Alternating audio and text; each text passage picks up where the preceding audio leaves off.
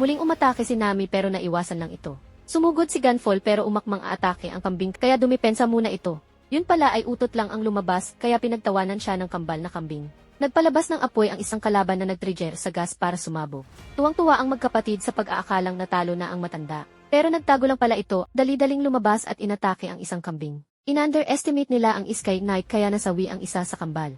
Bumalik ang armas ni Nami at tumama sa natitirang kalaban at tumilapon ito.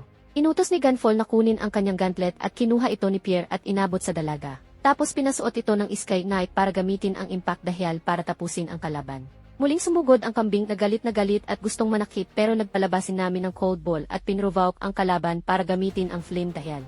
Dahil sa hot air at cold air ay nakapagpalabasin namin ng hamog, kaya walang makita ang kalaban. Tapos tinalunan ito ni Nami at tinutok ang gauntlet sa mukha ng kambing at sa kanya ginamit ang impact dahyal na nagpak-knockout sa kalaban na may kasamang sweet dreams. Nagsisigaw si Nami sa sakit pero natuwa na rin ito dahil naprotektahan niya ang kanyang kaibigan.